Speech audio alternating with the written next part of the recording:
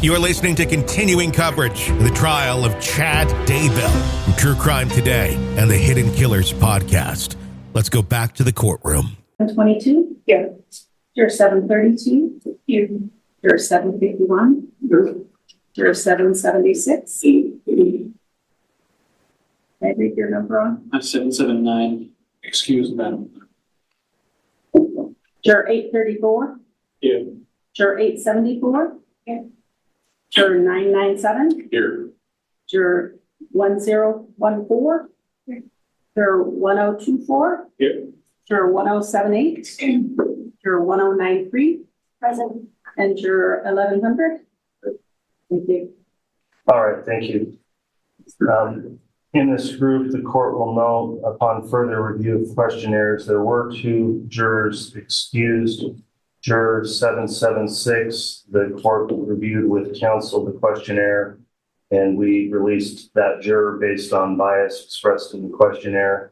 Does the state agree that there was a strike there that was confirmed by the court as to juror 776? Yes, Your Honor. Thank you. Does the defense stipulate also on that strike? Yes, Your Honor. Okay. One other juror we addressed was juror 1080, based on a hardship and some bias, was excused for cause. Does the state also make that motion at this time to excuse that juror for bias and hardship? Yes, Your Honor. Thank you. Does the defense stipulate? Judge, yes, we do. Thank you. All right. And the court again has reviewed questionnaires as to both, and finding the information in the questionnaire supports those challenges. Those jurors have been excused. We did have one other juror this morning who will be returning for the afternoon, and that was juror 977. So this time then, addressing the jurors again, to assist you in understanding and participating in the jury selection process, I'll introduce you to the lawyers and briefly summarize what the case is about. When I introduce an individual, please stand and briefly face the jury panel, then retake your seat. This case has been brought by the state of Idaho. I'll sometimes refer to the state as the prosecution. The state is represented at this trial by Lindsay Blake, Fremont County prosecutor, Rob Wood, Madison County prosecutor, Ingrid Beatty, specially appointed prosecutor, and Rocky Wixom, deputy Fremont County prosecutor. The defendant in this case is Chad Daybell, and he's represented by his lawyer, Mr. John Pryor. This is a criminal case, meaning the defendant is charged by the state of Idaho with a violation of the law. I previously read to you a summary of the charges in the amended indictment when you were here last week to complete your questionnaires. With regard to the defendant, the state of Idaho has alleged that Chad Daybell committed the following crimes. Count 1, conspiracy to commit first-degree murder and grand theft by deception. Count 2, first-degree murder. Count 3, conspiracy to commit first-degree murder and grand theft by deception. Count 4, first-degree murder. Count 5, conspiracy to commit first-degree murder. Count 6, first-degree murder. Count 7, insurance fraud. And count 9, insurance fraud. Mr. Daybell has pled not guilty to the charges. Please remember this is simply a description of the charges. It is not evidence. Under our law and system of justice, every defendant is presumed to be innocent. This means 2 things. First, the state has the burden of proving the defendant guilty. The state has that burden throughout the trial. The defendant is never required to prove his innocence, nor does the defendant ever have to produce any evidence at all. Second, the state must prove the alleged crimes beyond a reasonable doubt. A reasonable doubt is not a mere possible or imaginary doubt. It is a doubt based on reason and common sense. It may arise from a careful and impartial consideration of all the evidence or from a lack of evidence. If after considering all the evidence, you have a reasonable doubt about the defendant's guilt, you must find the defendant not guilty. The duty of the jury is to determine the facts and then apply the law set forth in the instructions. I will later give to those facts. In this way, you will decide the case. In applying the court's instructions as to the controlling law, you must follow those instructions regardless of your opinion of what the law is, or what the law should be, or what any lawyer may state the law to be. During the course of this trial, including the jury selection process, You are instructed you are not to discuss the case among yourselves or with anyone else, including talking to anyone or use of email, text messaging, social media, or any other form of communication, electronic or otherwise. Do not conduct any personal investigation or look up any information from any source, including the internet. Do not form an opinion as to the merits of the case until after the case has been submitted to you for your determination. At this time, I'm going to request that our clerk administer an oath to the jury panel for the voir dire examination. Ladies and gentlemen of the jury, if you would all please stand at this time and raise your right hand. You solemnly swear or affirm that you will truthfully answer such questions as may be asked of you by court or counsel, touching upon your qualifications to sit as a trial juror in the Costa Allen trial, so help you God. Thank you. The clerk has now impaneled these 13 prospective jurors for questioning in a small group today. Will the attorney stipulate that the juries were properly called and impaneled, beginning with the state? Yes, Your Honor. Thank you. That's Yes, Your Honor. Thank all right. Thank you, counsel. The court will also note that a juror affirmation has been filled out and signed by all the returning jurors without any issues noted. So these jurors have committed that they have not discussed the case or investigated the case since the time they have filled out their questionnaires last week. In this part of the jury selection, then, you're going to be asked questions touching on your qualifications to serve as jurors in this particular case. This part of the case is known as the voir dire examination. Voir dire is an ancient Anglo-Norman term dating back hundreds of years to the origins of the common law, and in Old French, it simply means to speak the truth. Voir dire examination is for the purpose of determining if your decision in this case would in any way be influenced by opinions which you now hold, or by some personal experience or special knowledge which you may have concerning the subject matter to be tried. The object is to obtain 12 persons who will impartially try the issues of this case upon the evidence presented in this courtroom without being influenced by any other factors. Please understand this questioning is not for the purpose of prying into your personal affairs. Simply, it is for the purpose of obtaining an impartial jury. Whenever you need to answer a question, please raise your red card or your hand. When you're called upon to speak, please make verbal responses to any questions so that we can take a record of what was said, and try to avoid speaking over the top of any attorney questioning you. In addition, I'll note that this proceeding is being broadcast. You are not being filmed or videoed, but your audio is coming through on the court's broadcast, which is being streamed on an official court channel for public access.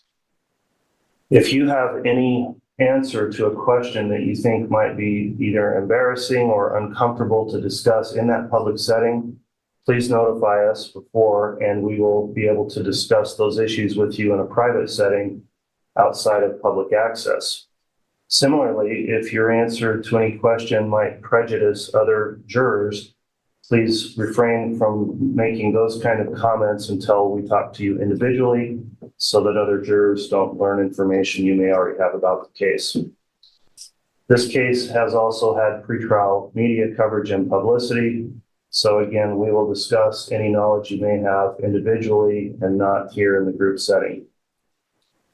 I'll now read to you a special instruction for this case as follows. The defendant, Chad Daybell, has been charged in the amended indictment with certain counts of entering into a conspiracy with Lori Vallow Daybell and or Alex Cox. The crime of conspiracy involves an agreement by two or more persons to commit a crime. You must only consider the evidence against the defendant in this case and should not speculate as to any other case or legal proceedings involving the alleged co-conspirators. You must remember that the defendant has the presumption of innocence, and you must consider his guilt or innocence based solely on the evidence provided in this case. That concludes the court's special instruction. At this time, I'll also instruct the attorneys to please avoid repeating any questions already asked by the court.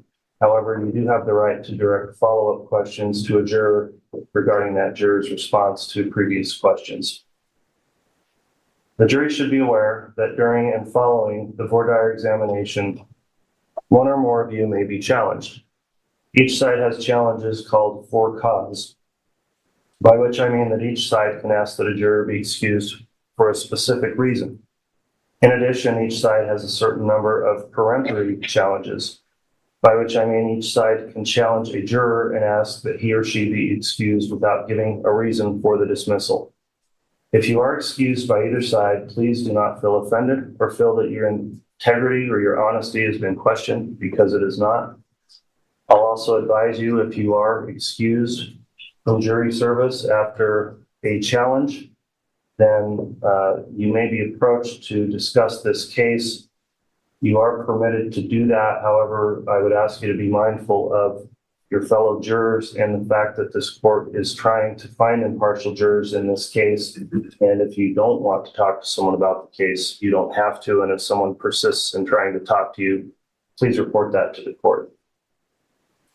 At this time, then, I will begin the court's portion of the voir dire process, after which I'll allow attorneys for both the state and the defense to make their own voir dire inquiries.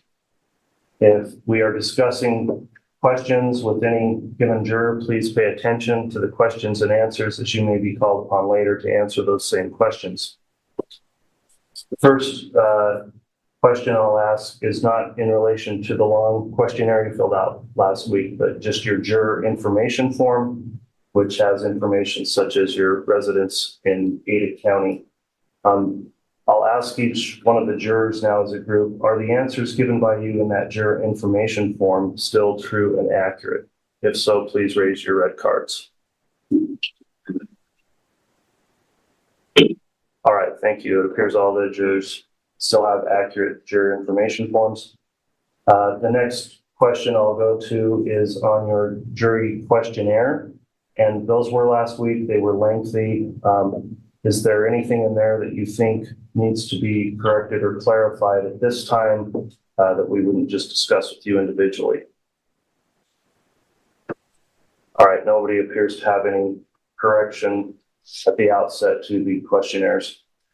The next topic I want to discuss then involves the length of this trial. This will be a long trial. We're estimating a time frame of 8 to 10 weeks. I'd like to know if any of you believe serving for that much time would create a serious hardship upon you or your family, or your business or profession or occupation, to prevent you from rendering service as a fair and impartial juror in this case. So if you believe you have a hardship based on this time commitment, please raise your red card at this time. All right, we've got 3 on the back row.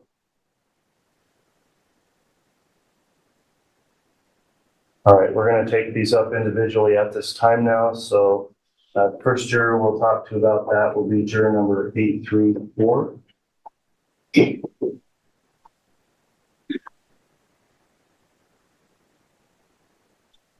All right, juror 834, you did talk about in your questionnaire concerns as to whether or not you would lose income and employment during this case. Can you explain what that hardship would be if you were required to serve? And you can remain seated if you wish. Thank you very much. I'm a field service staff 71 that's supporting all the send out sponsors. And that would be conflict so much in my work because I don't have anybody right now. So I'm following hospital for Boise to get the city. So I don't know. So that would be difficult for me if I had to be injured for up to 10 weeks. Have you been able to discuss with your employer the possibility that you might be required to serve on this jury? I did. And did they advise you anything about whether or not they could accommodate your service or provide pay if you were serving? I just notified them because I didn't know I would be called because I just told them on standby, so I haven't discussed after this yet. All right, is this employment your sole source of income? Yes. All right, let me inquire, well, have the state asking voir dire on the issue of hardship, and then I'll allow the defense as well. Your Honor, the state actually had it marked to discuss hardship with juror 834. I had noted that he had listed that in the questionnaire. I think we've been provided more information today regarding whether or not there's ability to provide coverage for him. Given everything that was in the questionnaire and indicated today on the record, the state would make a motion to remove this juror for cause based on hardship. Response from the defense.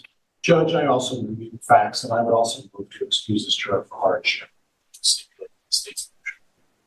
All right. Based on that, the court's also reviewed the information in the questionnaire, finding that for this particular juror, service of that time frame would create a serious hardship financially for the juror and his family. And so for that reason, juror number 834, you'll be excused with the thanks of the court. Thank you for filling out your questionnaire last week and coming back. I'll have you drop a copy or your questionnaire with the bailiff, and then you're excused from jury service. Let's next talk to juror number 874. You stated in your questionnaire you thought the financial strain would create a distraction for you if you were required to serve for that much time. Can you explain that a little more? I would be going without income for all that 1 week of the trial, and that would create financial. Have you talked to your employer about the possibility that you'd be serving for this case? Yeah. And did they indicate any policy of allowing for service or pay during your jury service? They would allow the service, but there would be no additional. All right, and I may be confused there. So they're not paying you income. In other words, they'll hold your job but not pay you while you're here. All right. Did they have any time frame they could pay you that you're aware of? For 40 hours, so that. Okay. And is that your sole source of income? Yes. Any questions for this juror on the hardship issue? No, Your Honor. Similarly, we had it marked to follow up with this juror regarding the indication for potential hardship in the questionnaire. Given that additional information, the state would make a motion to remove this juror for cause based on hardship. Response from the defense. Judge, I'd also concur on the state's motion for hardship. It has to excuse this juror. All right, juror 874, given your explanation here today and the length of this trial, you'll also be permitted to be excused from your jury service for the expression of the hardship. And so the court thanks you for filling out your questionnaire and taking the time to come back today. Please drop that off with the bailiff and you can be excused. Juror number 1014. I'm looking to often things would be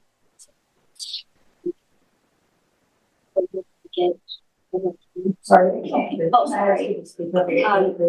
I'm working 2 jobs and I'm in school full time, and so doing a 10-week trial would be very difficult for me to meet deadlines for in college. And then also for one of my jobs, I would be able to have like a fund set aside, but for one of them I do not. All right, are you currently in a semester in school then? Yes. And are you full-time or part-time student?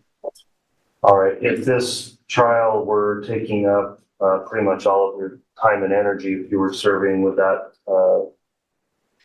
for that length of time, would you end up losing the semester basically, do you think? I would think so. It's pretty busy semester. And when does the semester end? It ends in April, the very end of April. Questions on voir dire from the state, please. Your Honor, similarly, we had it marked to follow up with juror 1014 based on some indication of a potential hardship. And given all the additional information today, as well as what was stated in the questionnaire, the state would make a motion to remove this juror for cause based on hardship. All right, response from the defense. Judge, I would also concur in that motion to excuse this juror. All right, juror number 1014, the court has considered the motion to strike as well as the information contained in your questionnaire and your responses today. And I do find that service for that length of time would create a serious hardship upon you. So for that reason, you'll be excused with the thanks of the court also. So please drop your questionnaire with the bailiff and we'll give you instructions. All right, did we have another card raised by 1024? All right, juror 1024, you raised your card as well and mentioned something in your questionnaire about a trip coming up in late May. Could you explain that, please? Correct. Yeah, I have a family trip that my parents have been planning for a while. That starts May 25th, and we've already booked plane fare and hotels. And so, yeah, certainly, if it ran into that, that would be a problem. It's, you know, my kids are going, my wife and my parents. So. All right, if we did go into that time frame then, and we were coming up near that, do you think that would start creating a distraction for you and paying attention to the case here? I mean, certainly it would be a challenge. I mean, it's a pre-planned trip. I mean, if the trial happens before that, that's fine. I don't have any financial hardship otherwise than that. So my income isn't dependent on a specific job that I show up to. It's dependent on some investment. So, yeah, it's just the trip itself. So it's, I haven't honestly looked to see, I mean, rescheduling it would be rather challenging. So, that would be the main issue. So, I mean, certainly if the trial is less end before that, then that's fine. But. All right, I'll have the state inquire.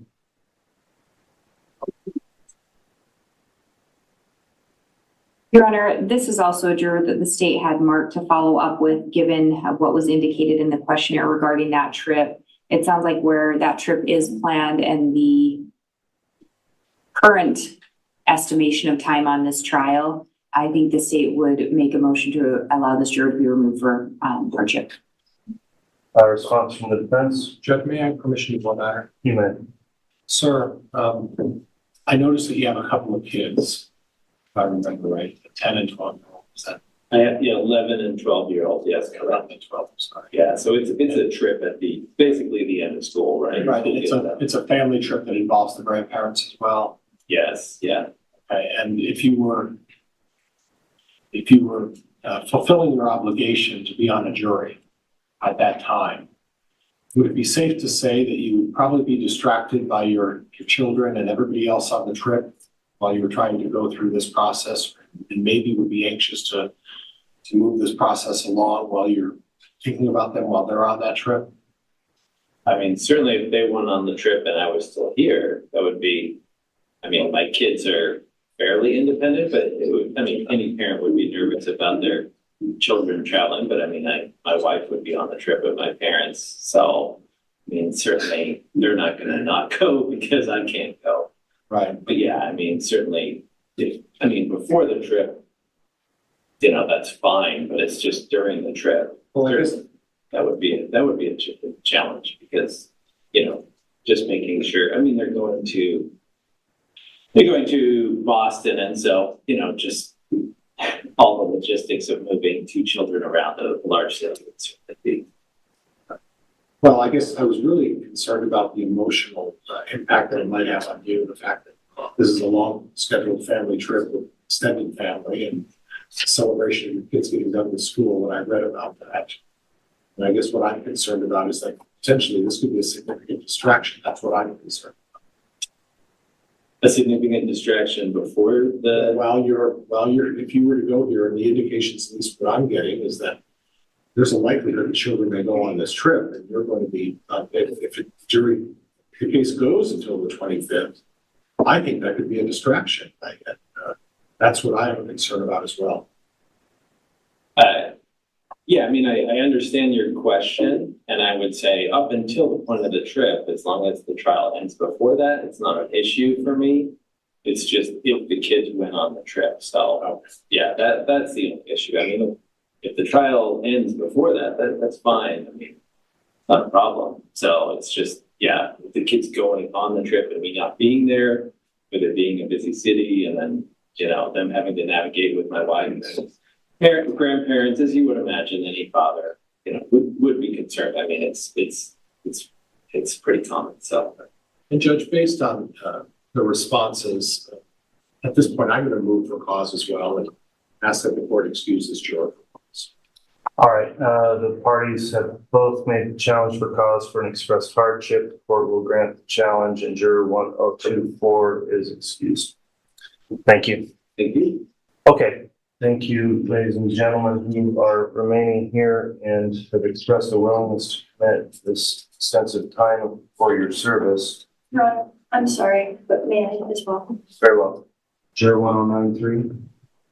I am the primary provider, caregiver for two young children, 6 and 8, and they homeschool. At the beginning of this, the time frame was stated at 8 weeks, and I assumed it would be starting a little sooner. There is definitely the ability for me to put my kids into public school to cover that. But as time has gone on, and with the possibility for this trial to be longer, 10 weeks or more, if that should happen, it would definitely be a difficulty for us for childcare, as I take care of the kids and the farm, and we're out when it comes. All right, and when you say the farm, could you just describe a little bit more about what responsibilities you would have there at your homestead? Sure. We have 5 acres and we raise sheep and chickens. Lambing is coming up soon. We're going to have baby lambs, and we grow a lot of our own food and raise meat birds. Okay, and there is a potential of this case going into the time frame you were discussing. So let me get some additional voir dire input from the state. Your Honor, I think given that information, the state does not have any additional questions. With all of that going on and the described hardship, the state would make a motion to remove this juror for cause based on hardship. Mr. Pryor. Judge, I would agree with the state. Ask that she be excused for hardship. All right, reviewed your questionnaire, juror 1093, also looked at makeup of your family and what you've got going on with your children as well. And so for those reasons stated and what you've indicated on the record today will allow you to be excused for your hardship request. The court does find that it would constitute a hardship for you to serve for that time period. So thank you for taking the time to complete your questionnaire and coming back today. You can be dismissed. Thank you, Your Honor. Okay, for the remaining jurors then, we're going to shift topics to something else. The next issue is whether or not you have any knowledge of this case from previous media coverage or otherwise. You've heard a summary of the charges that are contained in the amended indictment. Other than what you've learned here so far in the court proceedings, do you know anything about the case? And if you do, please raise your red card. All right, and we've got several, if you'll hold those up for a minute, we are going to talk to you individually about your knowledge of the case a little later this morning. So I won't ask you any details about what you know. We'll talk to you about that one by one. And 751 also. Thank you. Let me next address the subject matter of the charges here. In this case, you've heard what the charges are, but that subject matter of this case involving charges of murder, conspiracy, and insurance fraud make it difficult or impossible for you to fairly and objectively evaluate the evidence in this case and render a fair and impartial verdict. All right, no one answered affirmatively. I'll next ask a series of questions that seem like they should be very obvious if we looked at your questionnaires, which we did, but I'm required to go through these on the record to satisfy certain statutory requirements, making sure you don't have any connections to parties involved in the case or the defendant. So with that in mind, first question on that topic is, are any of you related by blood or marriage to the defendant, Mr. Daybell, or do you know him from any kind of business or social relationship? No one answered yes. Do any of you have a legal relationship of some kind with any of the attorneys in this case, such as guardian and ward, master and servant, employer and employee, creditor, debtor, landlord and tenant, boarder, or lodger? No one answered yes. Are any of you a party in any civil action or lawsuit against the defendant? No one said yes. Have any of you ever brought a criminal complaint against the defendant, Mr. Daybell, or have you been accused by any of the prosecutors here today of any crime? Okay, no one answered yes there. Do any of you have any attorney-client relationship, either now or in the past, with Mr. Pryor or his law firm? No, and just to be clear, that's the defendant's attorney again. No one answered yes.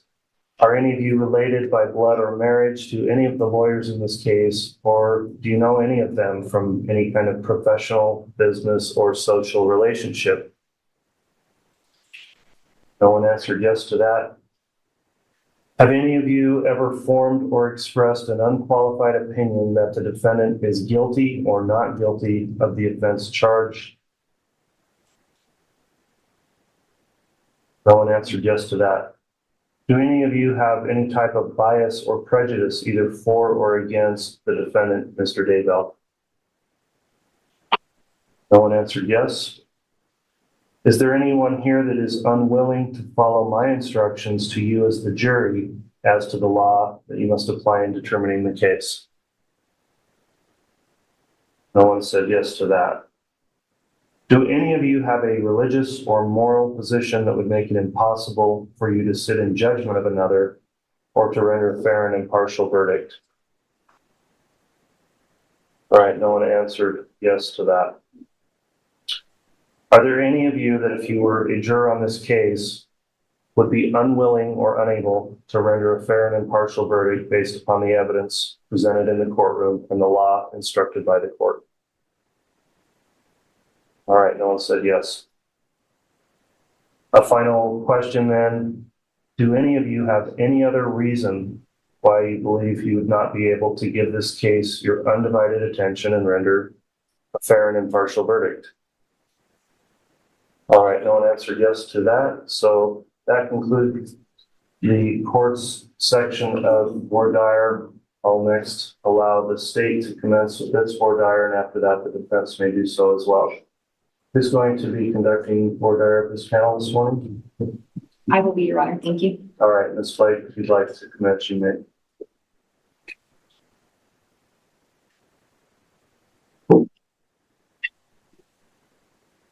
Ladies and gentlemen, thanks for being here with us this morning. I know this process has already been somewhat lengthy. You were all here last week and you filled out a questionnaire, and now we brought you back this week. So I want to thank you for sticking with us through this process. As we go through this, and just to kind of let you know a little bit about what we're doing here, is we're trying to ensure that we go through an extensive process to make sure that we get jurors that truly feel that they can sit on a jury in this matter and provide a fair and impartial verdict, and that they feel that they can see that duty through. Because there's a few reasons for that. The defendant, Chad Daybell, deserves a fair trial, and so does the state of Idaho. So that's why we go through this process, to just make sure that we get there. If I use the term brutal honesty, I'm going to ask juror 1100, what comes to mind if I use the term brutally honest, if someone wants someone else to be brutally honest? I think for me, brutally honest means that you have to be truthful in all aspects, and that you need to be not hiding any of the pieces, but you, as difficult as it may be, you need to be able to articulate what occurs, so brutally honest. Thank you. I appreciate that response. And juror 751, how about you? Speaking the truth and living the truth. Can't find other things. And would everyone agree that it could also include not worrying if you're hurting someone else's feelings? It can't be a little white lie. It's just got to be, it's what it is. Thank you for that. And the reason I bring that up is there's a couple things with that. So today, obviously, I'm asking you questions. I don't want to make anyone uncomfortable or put you on the spot, but we're just going through this process. And as we go through it, we want everyone to be brutally honest with us. If there's something you think we should know, tell it to us straight today. And the second part is if you're selected to be on this jury, you're going to be given instructions by the judge. And when it's time, he would let you know that you could begin discussing things with the other jurors. And we want to make sure that everyone feels that they can be brutally honest, that they can be truthful with everyone as they're going through the process. So could everyone today commit that they can be brutally honest as we go through this? I see everyone shaking their heads and some audibles. Thank you so much for that. And one other thing I'll mention, the judge also mentioned this, but as we go through this process, if at any point there's something that you want to discuss without everyone present, let us know and we can work with the court to make those arrangements. I recognize sometimes there's sensitive subjects and they may be things that I don't even realize are sensitive. So I want to make sure everyone knows that. We want to be respectful as we go through this. Has everyone here been on a plane before? Everyone's nodding yes. When you get on a plane, usually at some point you get an announcement over the PA system. Sit back, enjoy your flight. We're going to take off. We'll arrive at the destination at approximately such and such time. And they take off. If instead of hearing something like that, you got on the plane and the pilot told you, I'm going to try to land the plane. I think we'll be there at this time. How many of you would feel comfortable on that plane? I'm seeing people shake their heads no. And can I ask, juror 779, would you want to stay on that plane? Why not? Because I would fear for my life, because I know the pilot was not experienced if he said something like that.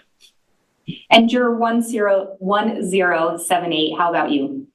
I agree. I would definitely not feel assured hearing an announcement. Thank you. And the reason I ask that is because we're basically going to ask you all to be the pilot with this case. So again, we talk about it, but the judge will give you instructions, and at some point it will be up to you to make a decision in this case and render a verdict that you believe is the correct verdict.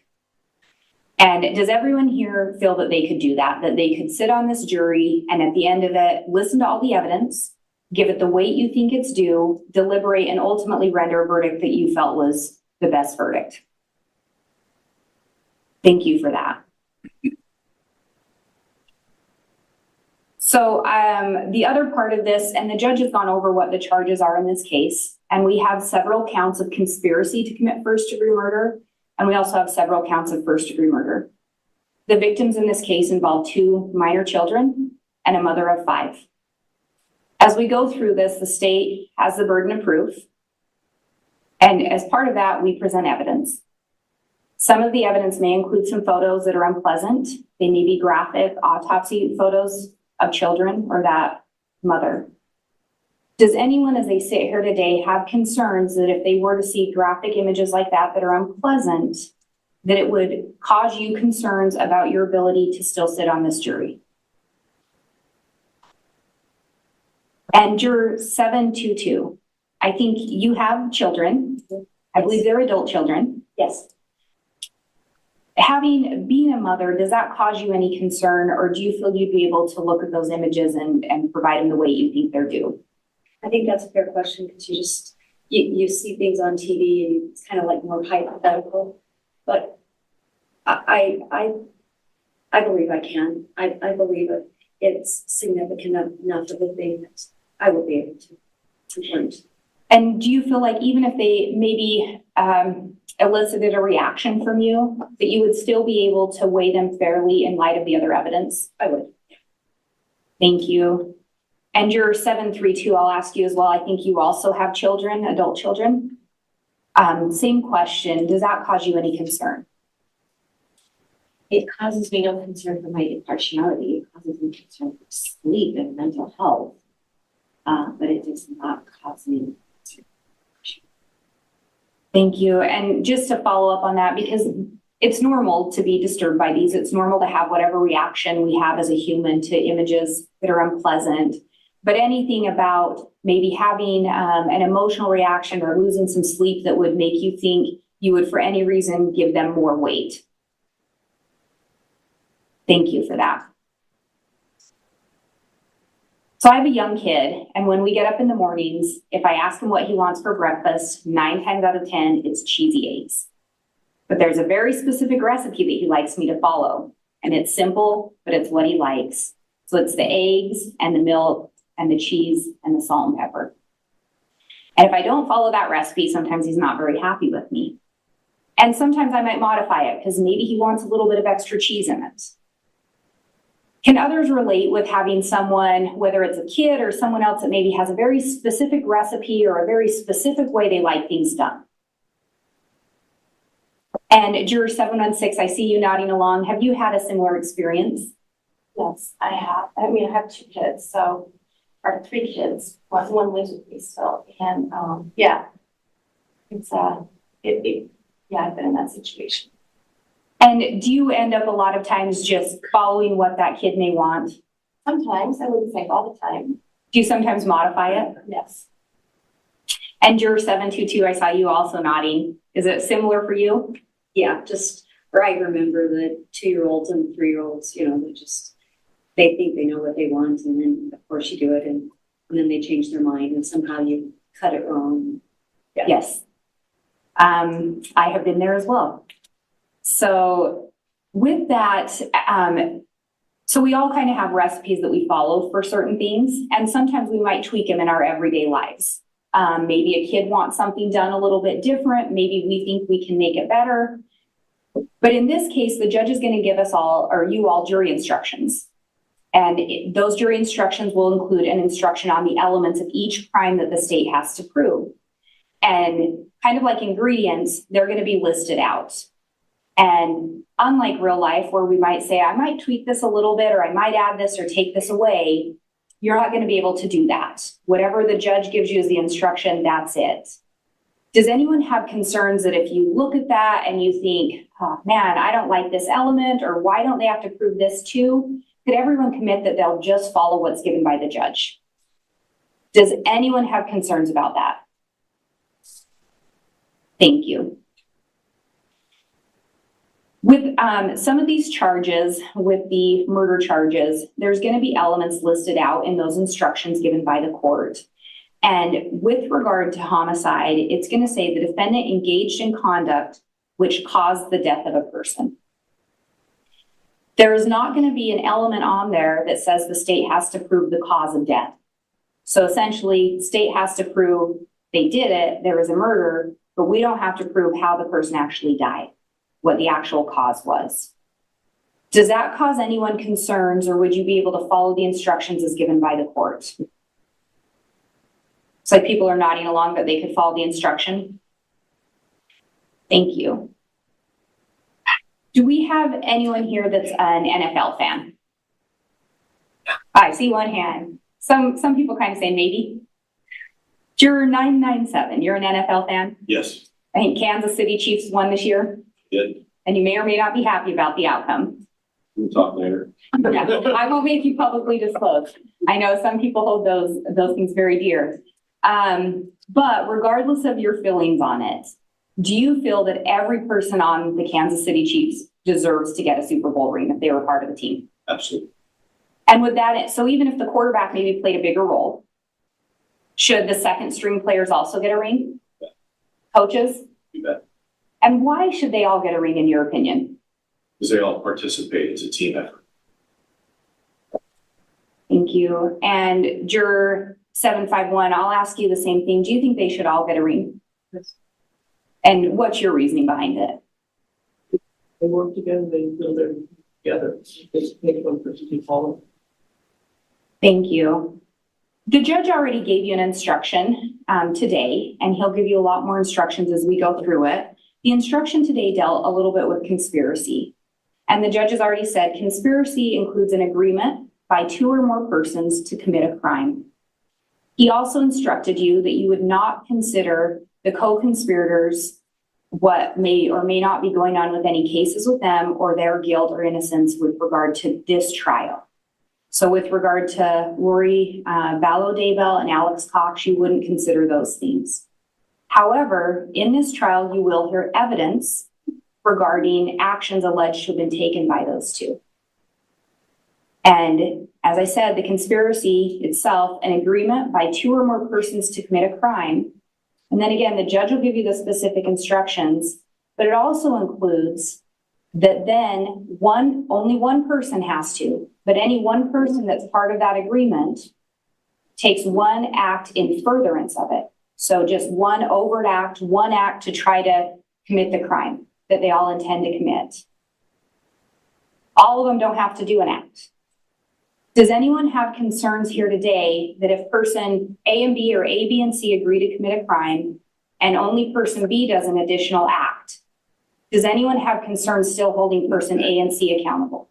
If you believe the state proved there was an agreement that they intended to commit a crime, does that cause anyone concerns? Thank you. So, and today it did actually rain, but let's say that as you were on your way here today, the sky was just gray. It was starting to turn gray. You came here in the courtroom, they closed the blinds, you couldn't see outside, and you go outside after court and there's water all over. So water on your car, water on the grass, water on the pavement. You start driving home, everything's wet. You see a rainbow in the sky. Would you be able to determine what had happened? And juror 732, what would you determine had happened? Rain, or moisture, snow, rain. Something had happened, some kind of precipitation, moisture had come from the sky. And juror 1100, how about you?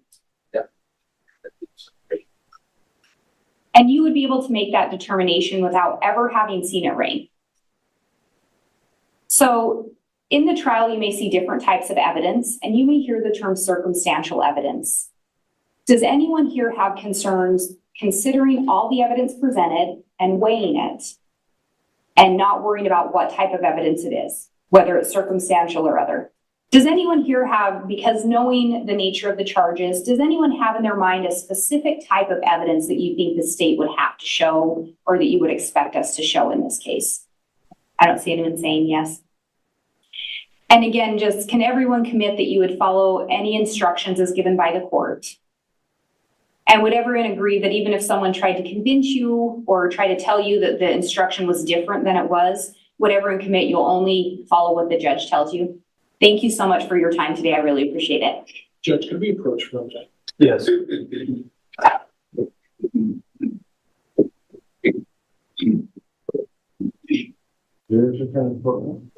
Yes. As all present, Your Honor. Thank you. Please be seated. We're back on the record on CR 22-211623, State versus Chad Daybell. The state just concluded its four-hour examination of the group. Mr. Pryor, if you'd like to commence with the defense, you may. Judge, I may approach the podium. Yes. Good morning, ladies and gentlemen. My name is John Pryor. I introduced myself to you folks earlier, and I represent Mr. Daybell. The reason we're here today is because Mr. Daybell has stated to the court and now to all of you that he's entered a plea of not guilty. The part of this voir dire, the French word that the judge used, is really an opportunity for all of us to get to know each other a little bit. Would everybody agree that we all have different experiences in our lives? We all have different biases. Some of us have job biases. Some of us have occupational biases. We try not to do this, but some of us have religious bias towards certain people, and that can be problematic as well. But what we are trying to do is get to meet you folks, trying to understand what your opinions are, how you feel about a variety of issues, and Ms. Blake did a very nice job of talking to you a little bit about that with some of the discussion about cheesy eggs and I think airplanes. And I'm going to talk to you about a few things as well. But before we start, I think Ms. Blake talked about this a little bit as well. It's really important that you speak your mind. It's really important that you say how you feel about an issue, because quite frankly, I probably have 10 or 15 minutes to get to know you folks and decide. Both of us are trying to say, okay, these jurors are the folks based on their experience, all of the things in their life are the ones who would really be the best jurors to give us a fair trial. And that's really what we're trying to do, have a fair trial. So I'm going to ask you a couple of questions, and I don't want you to think that these questions are designed to suggest that Chad is guilty. I have to ask you the questions because I have to. delve into this.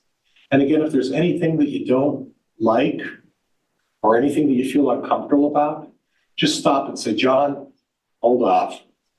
We're going to talk to the judge privately, and I don't want to talk about this in a more private setting. Is everybody okay with that? Okay, thank you. So I'm going to go down a couple of the questions and I'll cover some other items, but just basically,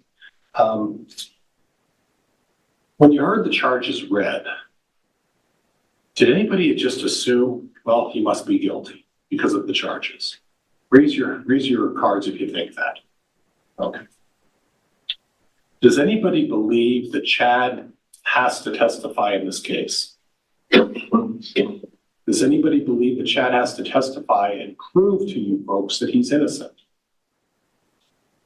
Do all of you folks understand that Chad doesn't have to put on one bit of evidence? Does everybody agree with that? Just pop your hands up or cards, whatever you're comfortable with. Everybody understands that. And if Chad doesn't put on any bit of evidence, you can't hold that against him. Does everybody understand that? Thank you. Thank you. I want to talk to you a little bit about the media and your opinions on the media. Would everybody agree that the media has a tendency to maybe inflame things? Raise your hand if you think the media has a tendency to sensationalize or inflame things. All of you agree with that. Does anybody believe for a second that you get the whole story from what you hear in the media? Would you raise your hands just so I can see? And I guess I'd like to talk, I think what I'll do is I'll start with 1078. Talk to me a little bit about what your view is of the media's role in a case like this. I guess the media definitely uses it as a story, not so much fact-based. So yeah. Okay, and we'll go over to juror 997. What is your thoughts on the media? I try to avoid it as much as possible. Okay. Because I agree, whether it's local or national. I don't think you're getting all the specifics or all the facts. There's a reason why I think the media chooses stories, whether it's for clicks, whether it's for viewers, whether it's for attention, whether it's to get their name out there to the population. Okay. Yeah. Okay. And you said clicks and attention, and quite frankly, a lot of it is the greater the sensationalism and the more viewers, what does it really come down to? Right? Absolutely. Comes down to money, right? So when the media is sensationalizing and calling somebody a name and making a suggestion or stirring something up, really they're hoping everybody watches what they have to say. They're hoping that this is a way for them to gain, readership. And the bottom line is it's all about money. 779, you're shaking your head, you're acknowledging it. Do you have any thoughts on this? I mean, I think it's kind of been explained, and I agree with what the pastors have said. A lot of the time, I think journalists try to make a story, not always make it as factual, or if it is factual, maybe not leave in all of the facts, just try to make a story for people that catch their attention. And would everybody agree that we shouldn't convict or judge somebody based on all of these outside influences? Would everybody agree with that? Okay. And I want to talk to you a little bit about some terms. Okay? Now, the judge already instructed you that the case is about facts and evidence. Okay? Facts, evidence. Does everybody understand what I mean by facts and evidence? Is there anybody who doesn't understand? The car is red. The car was seen not stopping at the stop sign. Fact, evidence. Okay? Is it fair to judge anything by other than fact and evidence if you're making a major decision in any regard? Okay. And I'm going to go to juror 751 because you're the first and you really shook your head strongly. So talk to me a little bit about facts and evidence. It's more can be very black and white. They're also not gray. You're asking us to disregard gray. The court's asking us to look at what's presented and what's evidence and to weigh that against the top of what's told. And you have a wonderful voice, but you said something that's very important. The court is asking us to consider the facts and the evidence. That's it, right? Does everybody agree with that? Facts and evidence? 722. Is it about facts and evidence? Yes. Okay. So, and I'm not going to pick on Ms. Blake, but I want to use her example because it's important. It's important because if we're looking at making a major decision and we're trying to guess whether that plane's going to crash or not, and we have to make a major decision, should we be basing it on speculation? Ever? Should you be guessing about what facts may be? Ever? Does everybody understand what the term conjecture means? It's a big word. And I try to avoid big words. Does anybody not know what conjecture means? Okay. Would everybody agree that speculation, conjecture, and guessing are pretty much the same words? Is there anybody who would disagree with that? Okay. We all have to make major decisions in our lives. Very serious decisions. Things that can affect us long term. Serious decisions, and all of us have had to make, I would assume all of us have had to make those serious decisions. When we're looking to make major decisions, it's important to look at the facts. Would everybody agree with that? Would everybody agree that we should not engage in conjecture or speculation or guessing? Now, this judge read us an instruction. And aside from anything else, more than anything else, we listen to him.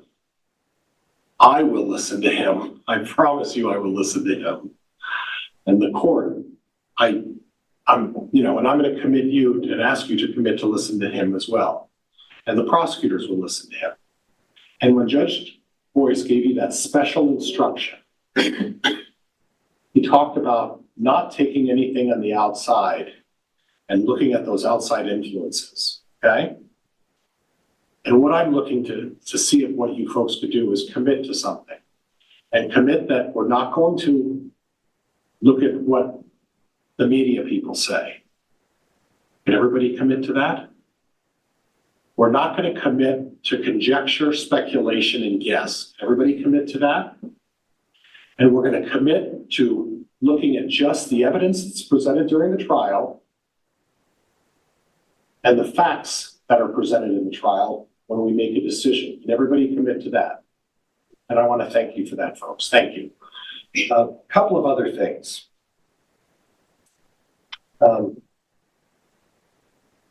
There's more to come in the trial of Chad Daybell. Press subscribe so you don't miss any of our continuing coverage right here from True Crime Today and the Hidden Killers podcast.